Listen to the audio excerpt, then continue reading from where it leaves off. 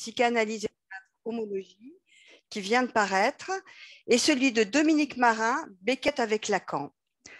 Pour les interroger chacun, dans un premier temps, Elisabeth Tamer, psychanalyste à Paris, qui a fait la traduction depuis le portugais et a préfacé l'inconscient théâtral. Puis, dans la seconde partie, nous aurons Dominique Marin et Léveline Braun, préfacier du livre de Dominique Marin. Je laisse à Colette Soler le soin d'engager la discussion et de les présenter.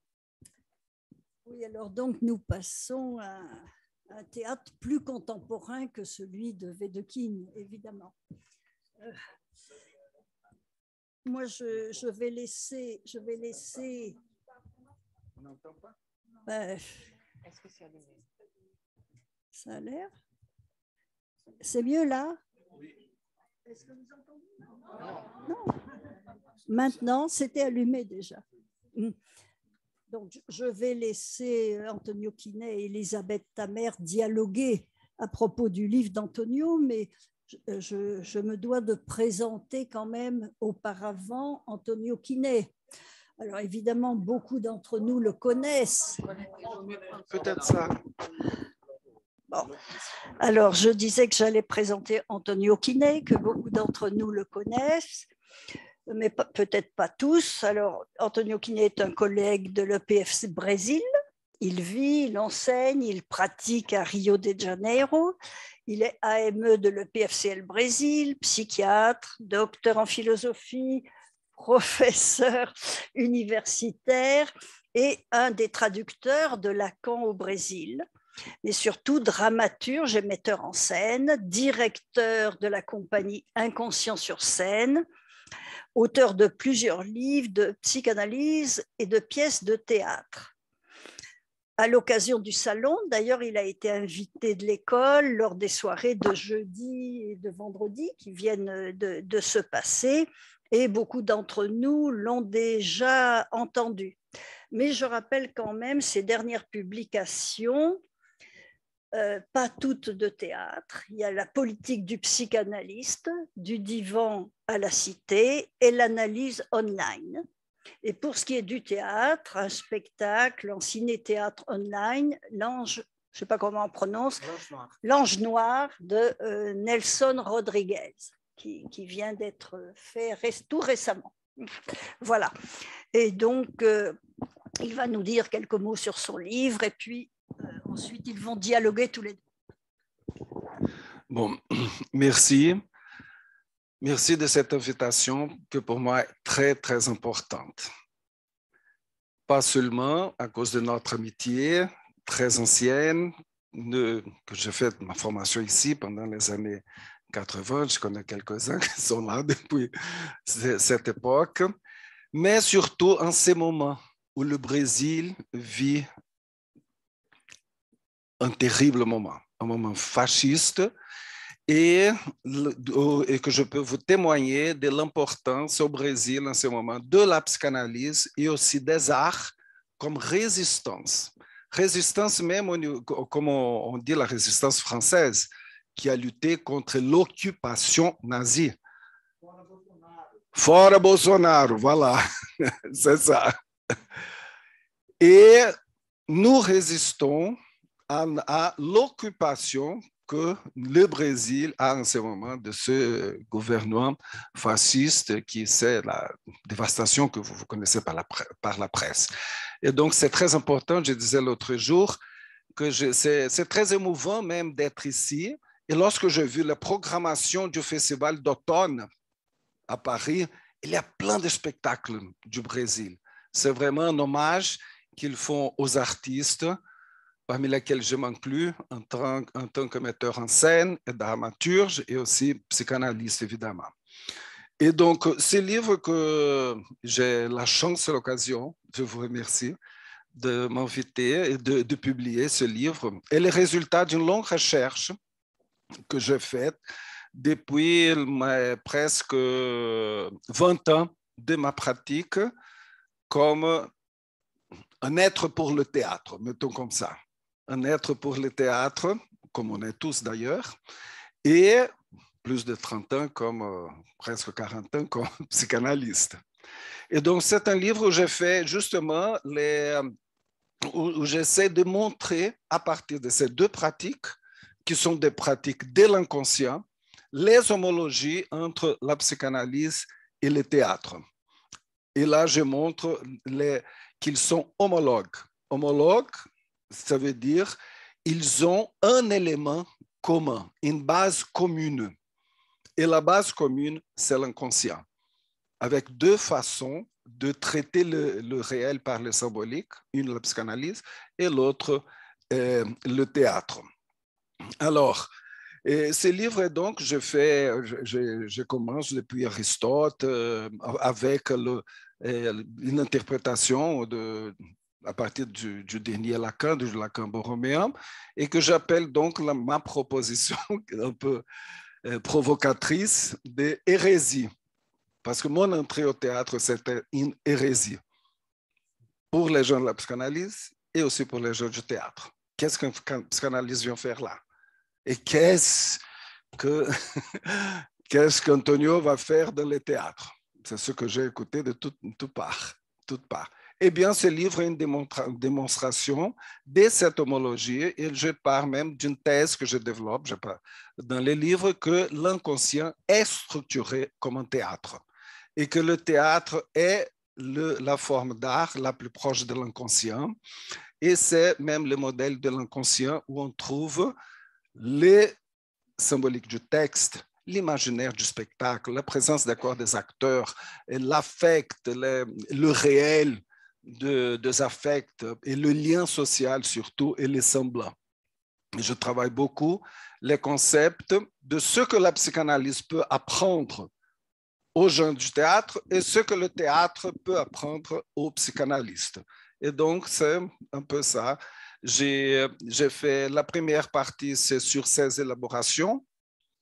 Et la deuxième partie, je parle un peu de mes pièces de théâtre et ce que je prétends transmettre de la psychanalyse dans chaque pièce de théâtre.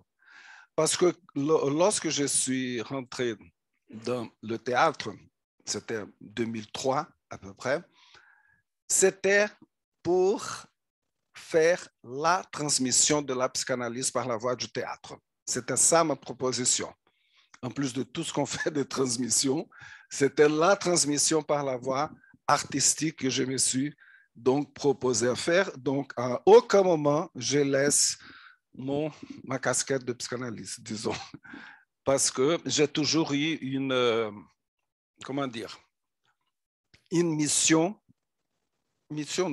transmission de transmettre de la psychanalyse.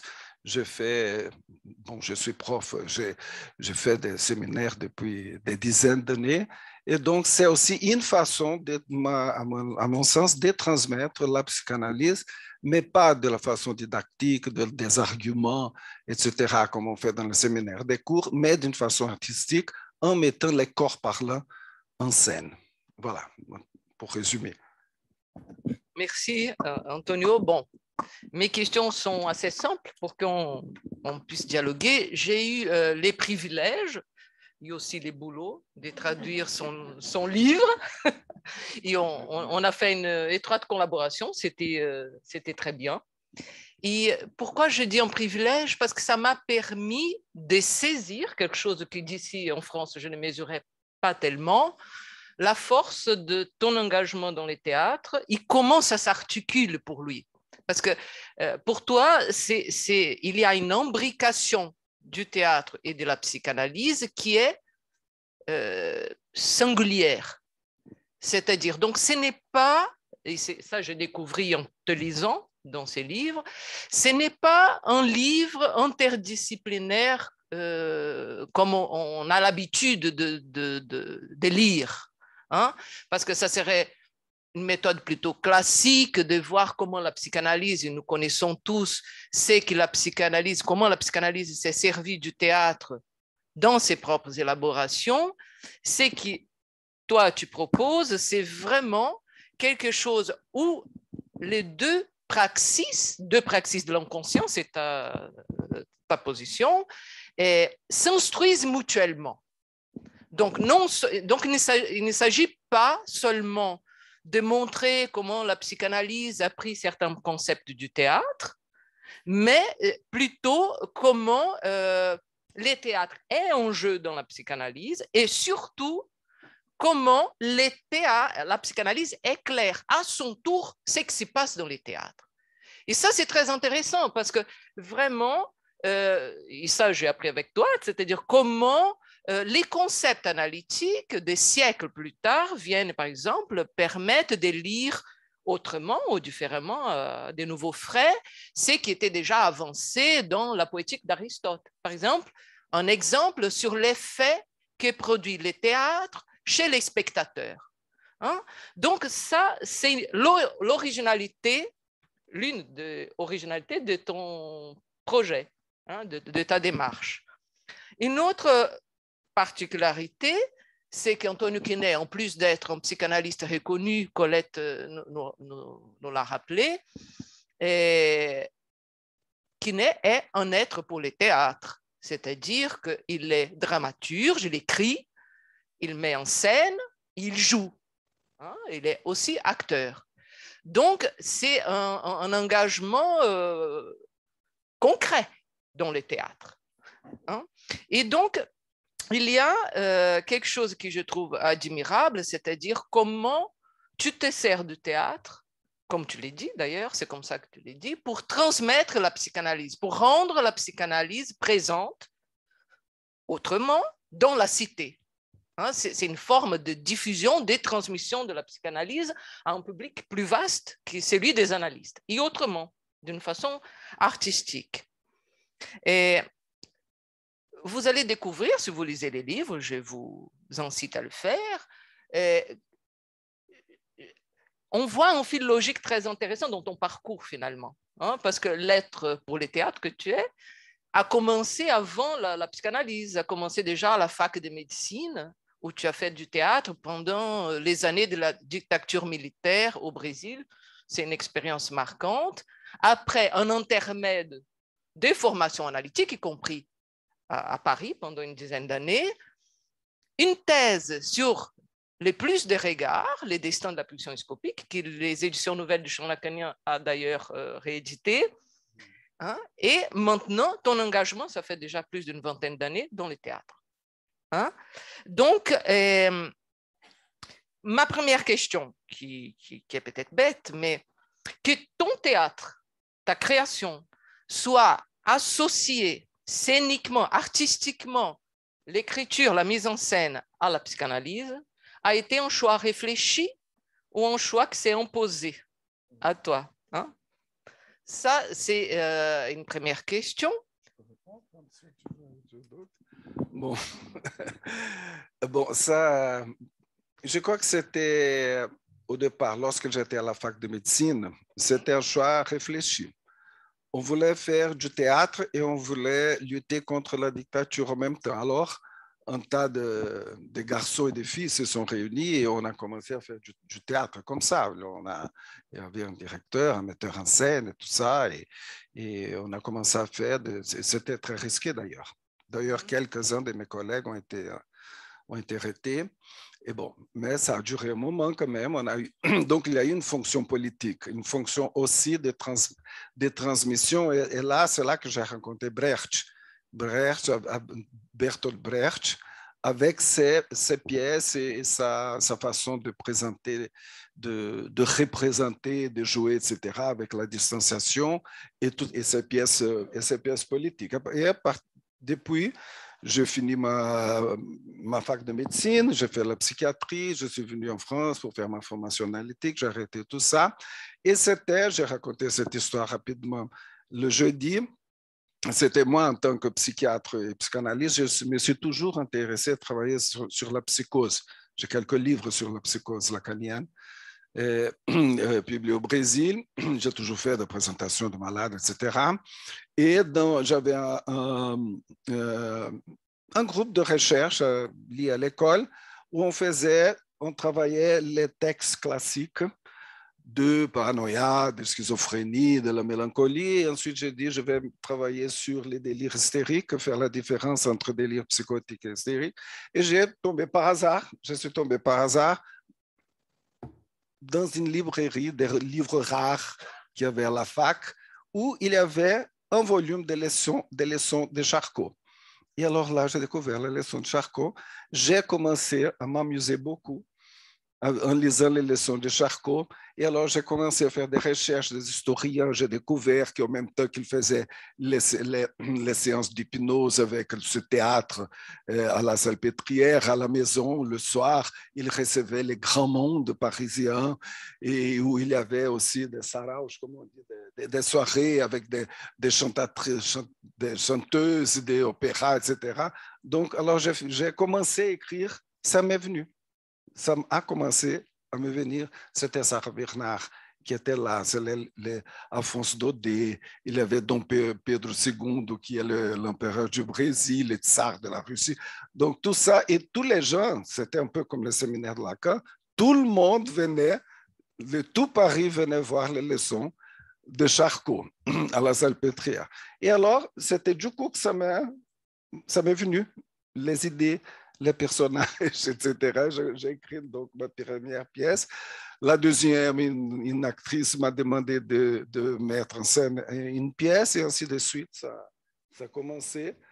Et après, là, j'ai assumé vraiment que c'était ça que je voulais faire. Donc, ça s'est imposé en quelque sorte. C'est la contingence de ces rencontres. Une autre question que je voulais te poser concerne justement la transmission de la psychanalyse par les théâtres. Et qu'est-ce que cette transmission par les théâtres transmet de la psychanalyse? C'est-à-dire, est-ce que quand tu écris une pièce, que tu la mets en scène, est-ce que tu as une visée?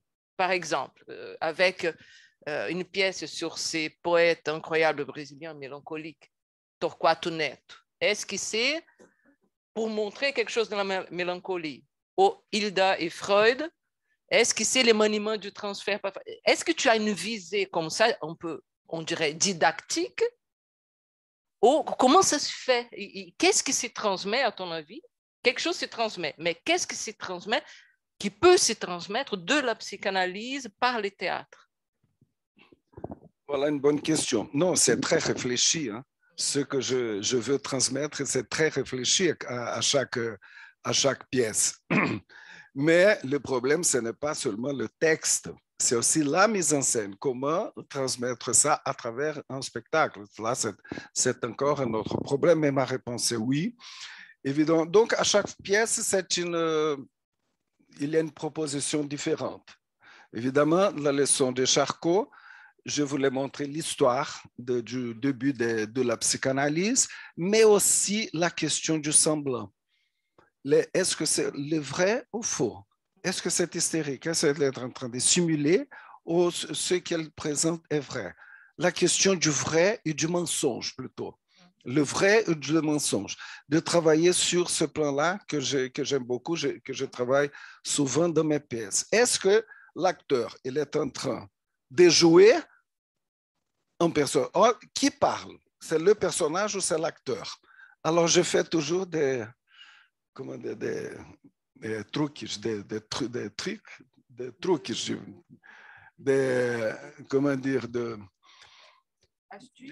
des astuces pour causer la division du spectateur, pour qu'il se demande est-ce que c'est du vrai ou du faux? Est-ce que c'est du théâtre ou n'est pas du théâtre? Justement pour essayer de montrer. Ça, tu penses, par exemple, ça tu mets du côté de la transmission. C'était fait. De chercher la division du sujet et de le faire réfléchir sur cette question, c'est du vrai ou du mensonge? Ou qu'est-ce que c'est que le semblant? Donc la question de qu'est-ce que c'est que jouer, qu'est-ce que c'est que le semblant, ils sont toujours en scène.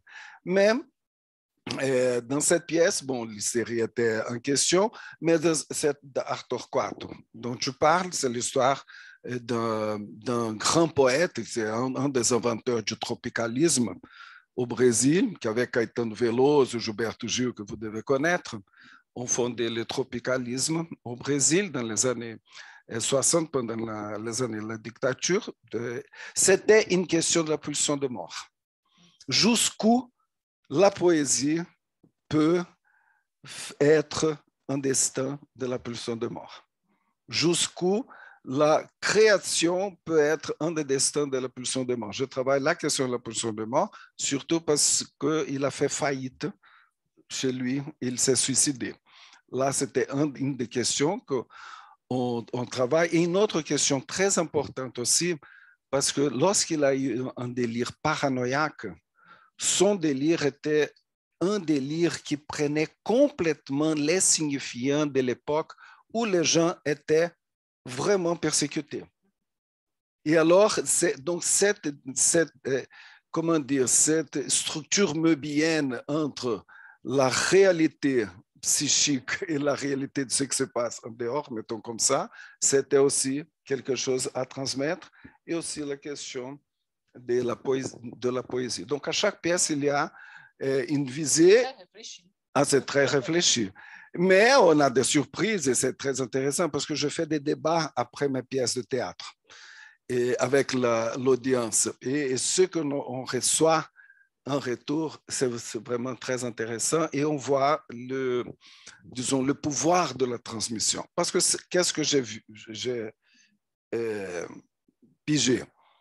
C'est que lorsqu'on transmet quelque chose qui vient avec de l'affect, soit-il même de l'angoisse, de l'enthousiasme, du rire, etc., l'effet de transmission est beaucoup plus important que seulement que tu es là en train de réfléchir, etc. Lorsque tu es touché, et là, le théâtre a quelque chose qui est du réel, qui est différent du cinéma, parce que c'est les corps parlants en scène, et que nous, au live, et qui a donc ce pouvoir de transmission. C'est un peu mon expérience. Une dernière question, c'est une question qui est un peu chère à moi, parce que qui est les noms que tu donnes à ces rapports entre théâtre et psychanalyse, c'est-à-dire homologie. Et c'est intéressant parce que homologie, c'est un concept tellement difficile en philosophie. Hein, parce qu'il y a un monde là-dedans. C'est pas la voie que tu prends, celle de la philosophie, tu prends la voie de la biologie d'ailleurs. Et donc, si tu pourrais nous dire un mot pour expliquer comment tu entends toi l'homologie, parce que je suis très platonicienne, ça s'impose à moi. Donc, à chaque fois, j'envisage toujours deux mouvements. Un synoptique qui voit ce qu'il y a en commun, mais nécessairement ce qui les rend différents aussi. Exactement. Et donc, dans ces rapports d'homologie, on voit très bien les similitudes, mais qu'est-ce que tu pourrais dire qu'est-ce qui distingue ces deux praxis de l'inconscient que sont la psychanalyse et le théâtre? Bon, je prends plutôt le terme d'homologie à la place d'analogie. Je suis un peu Lacan parce qu'à partir d'un certain moment, il n'utilise plus le mot analogie, mais homologie. Et je pense que ce n'est pas pour rien. Et l'homologie qu'il donne, qui m'a vraiment orienté, c'est l'homologie du neuroméen avec le réel, l'imaginaire et le symbolique, avec l'espace psychique. Il dit que c'est homologue. Mais il y a une homologie aussi du signifiant pour de la psychanalyse avec le signifiant de la linguistique. Il y a une homologie du plus de jouir et de la plus-value de Marx, c'est-à-dire ils sont différents, mais ils ont une même structure, une même racine, une même base. Par exemple, une chauve-souris et un oiseau. Ils ne sont pas homologues, ils sont analogues, parce que la chauve-souris, c'est un mammifère. Et donc, elle est plus homologue à une baleine, par exemple. Donc, l'homologie, c'est lorsqu'on a la même structure, la même base, avec les formes différentes. Alors, le théâtre et la psychanalyse, évidemment, sont des formes différentes. Et là, bon, ça à partir de la question de la base et des éléments, mais aussi, si on prend avec Lacan les liens sociaux, les discours. aussi bien l'analyste que l'acteur, à mon avis, ils jouent avec le semblant. Ils font semblant. C'est le semblant d'objet A et l'acteur fait le semblant du personnage qu'il n'est pas. Donc, il dit, il dit je, ce n'est pas lui l'acteur qui parle, mais c'est le personnage et on le croit parce qu'on est dans le lien social, on a un accord en commun. Mais qu'est-ce qui fait la différence? C'est la vérité que chacun est à la base, qui est supportée, c'est la vérité qui supporte les semblants de chacun. Alors que l'acteur, c'est la vérité, c'est sa vérité lui-même. Et bon, la vérité du savoir qui soutient l'acte analytique, c'est beaucoup plus complexe. C'est le savoir qui a son analyse, le savoir qu'il n'y a pas de rapport sexuel, le savoir qui s'accumule de l'analyse qui dirige, etc., qui est un savoir qui est complètement différent. Sinon, un acteur pourrait faire semblant d'analyste. Un acteur, il est là, derrière le fauteuil, dit oui, d'accord, continuez, bon, on s'arrête là. Bon, un acteur pourrait très bien faire l'analyste. Ce n'est pas le cas, parce que la vérité qui soutient son acte n'est pas la même. Et bon, une autre homologie qu'il y a, c'est la question qui est aussi dans les liens sociaux, c'est les discours sans parole. Les discours sans parole, qui sont exacts, c'est ce qu'on appelle les liens sociaux, et que nous voyons que l'importance de l'acte, aussi bien dans l'analyse que dans le théâtre. L'acte, c'est beaucoup plus important, l'action mise en scène, que vraiment le personnage. Ce qui fait le personnage, le sens commun pense que c'est le personnage avec son caractère, ses sentiments, etc. Pas du tout. C'est son action. Et ça, c'est décrit depuis Aristote. C'est la mise en scène d'une action. Et donc, c'est aussi encore une homologie qu'on voit avec l'acte de l'action qui, en même temps, c'est homologue, mais c'est différent. Merci. Avant de finir, je ne sais pas si on a le temps pour que la salle pose. Cathy, on pourrait un petit peu. Ouais.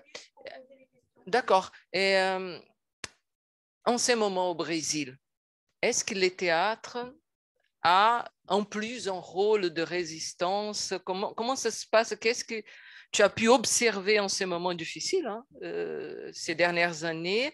Est-ce que ça a changé quelque chose dans le milieu du théâtre? Comment résister à tout ce qui se passe par l'art?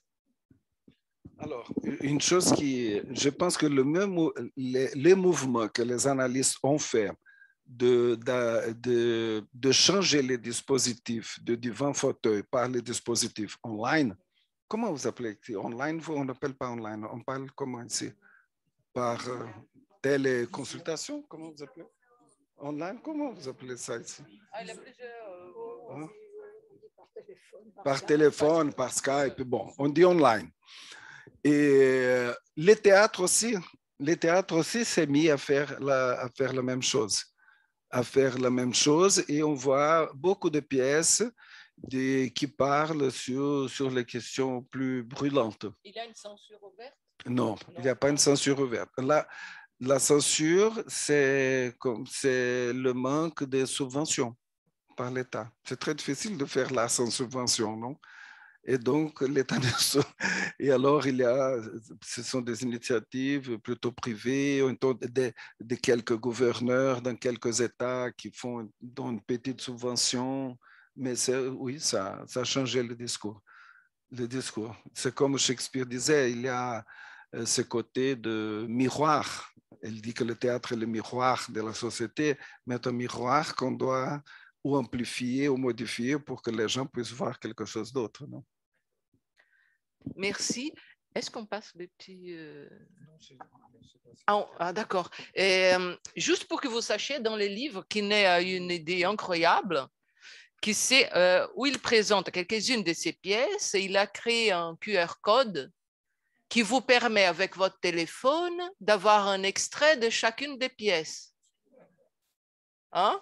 Donc, voilà, c'est un bouquin interactif. Ah oui, c'est interactif. Est-ce que vous avez des questions?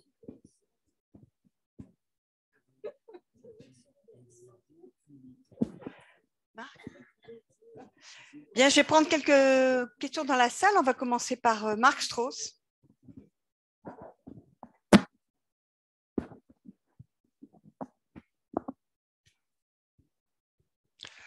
Oui, donc le théâtre, un dispositif d'illusion. Tu es d'accord jusque-là?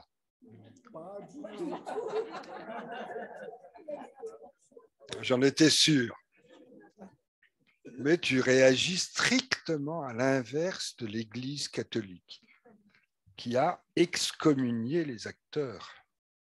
Toi, au contraire, tu dis que c'est homologue à la psychanalyse. Alors que tu fasses des parallèles, des correspondances, je te suis volontiers. Mais pourquoi plus le théâtre? Je voudrais que tu le précises.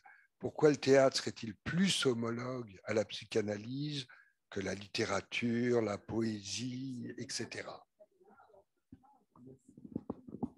Que l'art en général, effectivement. Il y en a d'autres questions?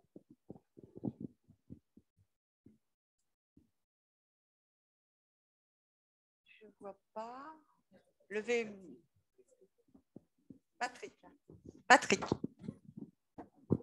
C'est pour poursuivre la question de Marc, parce que moi, je faisais une différence entre la littérature, la peinture, mais la question m'était venue, la différence entre le théâtre et le cinéma, parce que dans les deux, il y a une mise en scène des corps, alors qu'on ne le retrouve pas dans ce qui relève de l'écrit ou de la peinture. Donc, est-ce qu'il y a une ligne de partage? Je pose aussi ma question au passage. Jusqu'où faites-vous la différence entre votre titre, l'inconscient théâtral, et le théâtre structuré, l'inconscient structuré comme un théâtre? Puisque ce n'est pas du tout la même chose. En principe, on peut développer l'opposition. Donc, en fait, tu commentes le titre, l'inconscient théâtral, en disant l'inconscient structuré comme un théâtre, ce qui est un pas ou un saut. Voilà, question là-dessus. J'attends un article à vous sur cette question. Très intéressant. Très bonne question. Alors, pour répondre, Marc, j'essaie de montrer justement le contraire, que le théâtre, il sert à défaire, à déchirer l'illusion, à déchirer le voile de Maya de la réalité. Parce qu'il a cette possibilité, comme Lacan dit, d'amener la chose à la scène, la chose, et d'attraper the conscience of the king, comme disait Hamlet, avec la pièce dans la pièce. The play is the thing wherein I'll catch the conscience of the king. Et cette fonction et ce pouvoir du théâtre de piger, de saisir non seulement la conscience, je trouve, mais l'inconscient, les inconscients, dans le double sens du terme, et le réel, d'apporter quelque chose du réel. Non seulement au niveau des spectateurs qu'Aristote a décrit depuis le début, et avec comme la terreur et la compassion, qu'on dit, et la pitié, mais aussi de l'enthousiasme. Donc, il y a quelque chose de réel qui est provoqué. Alors, je réponds aussi à Patrick aussi, avec cette fonction de réel du corps parlant. C'est la mise en scène du corps parlant, donc par Lacan dans son enseignement. On a le corps, la parole, le lapsus, la langue, tout est là. Et le cinéma, non, tout est déjà filmé. Tout est déjà filmé. Je pense que le cinéma, évidemment, ça nous provoque aussi beaucoup d'affect. Mais évidemment, la grande différence, c'est que le corps, c'est la présence. La présence, le réel, il y a une tuquée c'est cet aspect de tuquée que le théâtre amène. Et avec la circulation des objets, le regard et la voix, comme ce moment de ticket qui arrivent. Voilà un peu c'est la différence de la littérature, cinéma et tout. Et donc, voilà. Les bêtises sont coupées au montage dans les cinémas. Les ratages sont coupés au montage. Exactement, ils sont tous coupés. Ça dépend. Ah oui. Mais le plus souvent. Donc, le théâtre, ça réveille. Ah, C'est ça. Oui, exactement. La thèse, c'est le théâtre réveille. Le théâtre provoque le désir de savoir. Certains, oui, mais je vais loin. Oui, mais j'en ai des témoignages, oui. Mais peut-être vous aussi, parce qu'on on met en scène le mystère. Il faut pas tout voiler, il faut pas tout dévoiler. Il faut montrer toujours quelque chose. Et donc, on provoque la curiosité aussi. C'est avec le montage, évidemment, du spectacle. Donc, c'est pour ça que je défends que ça peut causer le désir de savoir et en même temps déchirer le voile de l'illusion de la réalité. D'autres questions? Non, je crois qu'on va... Ah,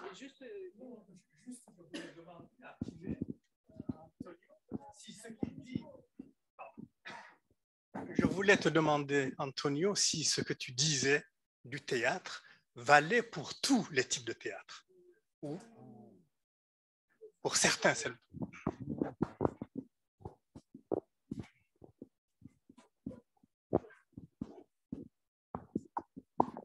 J'aime bien, je te réponds avec une proposition d'Alain Badiou, que je sais, il fait du théâtre aussi, c'est un dramaturge, un théoricien du théâtre.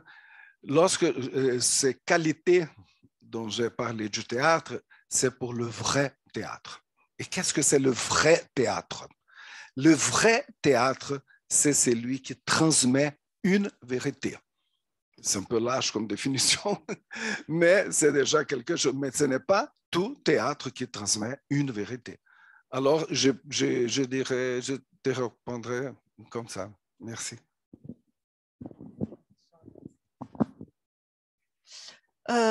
dernière question, je suis désolée. On passe à la suite après. Toute petite question qui me venait en t'écoutant à propos de l'homologie. Moi, je suis gagnée d'avance à l'idée de l'homologie. Donc, j'essayais de trouver pourquoi. Et il me semble qu'il y a quelque chose, je le dis comme ça, simplement, faute de temps pour avoir réfléchi, c'est une homologie au niveau du rapport au texte. Un rapport au texte qui implique le corps. Tu as beaucoup insisté sur le corps. Hein, mais il me semble qu'il y a une modalité de rapport au texte dans l'expérience analytique et dans l'expérience théâtrale qui sont homologues. Je voulais ton avis là-dessus.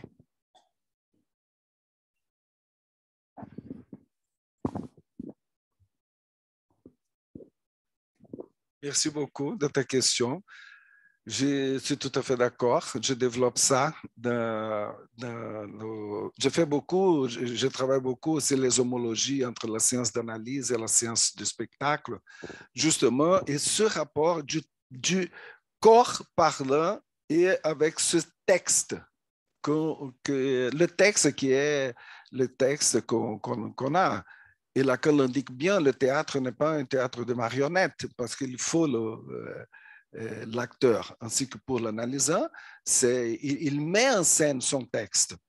On sait bien, lorsque un analysant parle, il met en scène. Il ne parle pas seulement avec la bouche, il parle avec tout son corps. Non? Et donc, c'est vrai que c'est cette autre homologie que je travaille aussi dans les livres. Merci. Ah, pode passar le petit. Oui. Je vais passer un potpourri de mes pièces de théâtre. Je ne sais pas si on peut éteindre la lumière ou si c'est trop compliqué. Un tout petit, c'est pas long, mais ça vous donne une idée de son travail. Du moins, celle-là.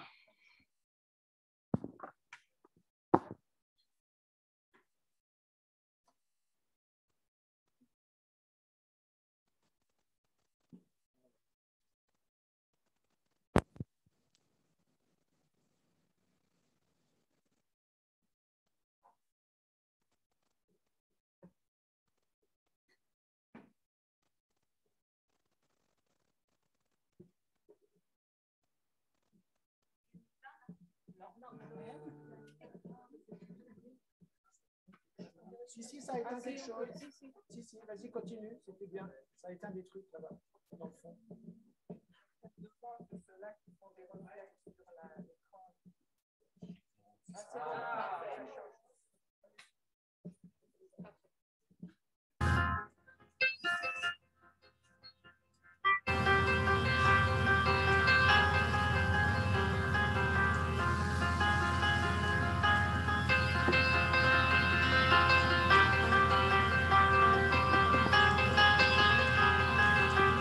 Ça, c'est Hilde Freud, in the Freud Museum à Londres.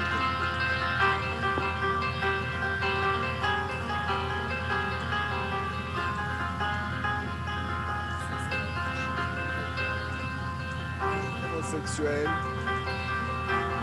Ah, la jeune homosexuelle, Dora et son père.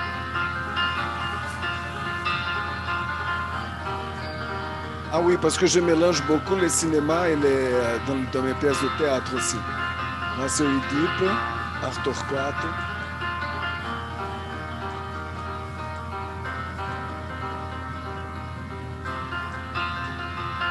La bande de Möbius, Arthur IV.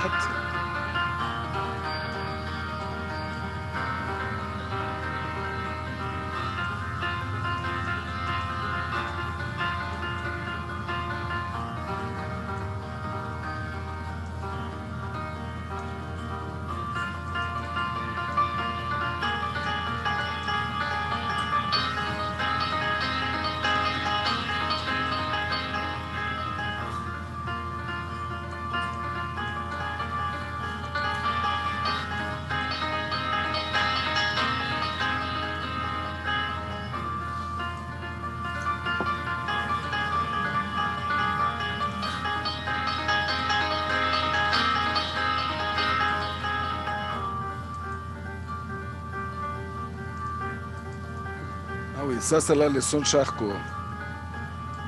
C'est une répétition, c'est pas le spectacle.